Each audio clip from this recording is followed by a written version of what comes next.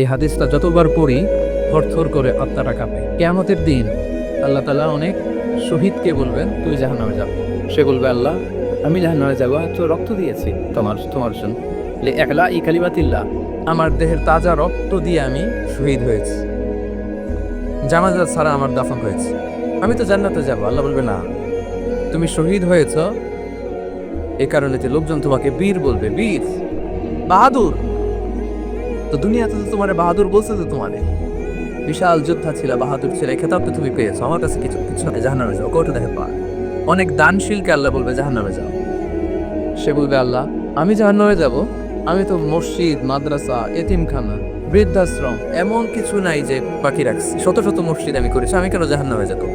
আল্লাহ বলবে না, তুই দান করেছিলে এই জন্য যে লোকজন তোমার দানশীল বলবে, দানবীর বলবে, আদেম তাই বলবে, ওটা তো তোমাকে বলা হয়েছে জাহান্নামে যাও, আমার কাছে কি চাও? Go to the hell fire.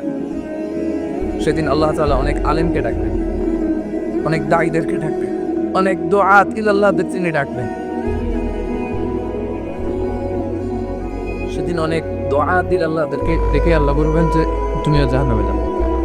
সে বলবে আল্লাহ কেন?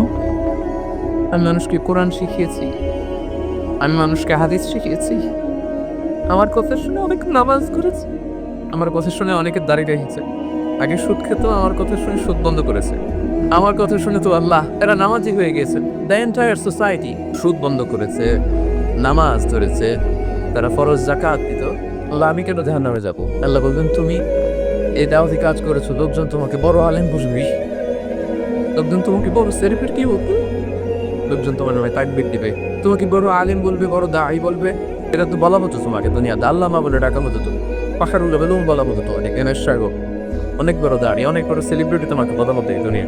তো যা চেয়েছো তা তো পেয়েছো, আমার কাছে কি চাও? আমার কাছে তোমার জন্য কিছু নাই, go to the hell fire, তুমিও জাহান্নামে যাও। আল্লাহ ওইরকম আলেম হওয়া থেকে আমাদেরকে তুমি বাঁচাও, ওইরকম দাঁড়াই হওয়া থেকে তুমি আমাদেরকে বাঁচাও।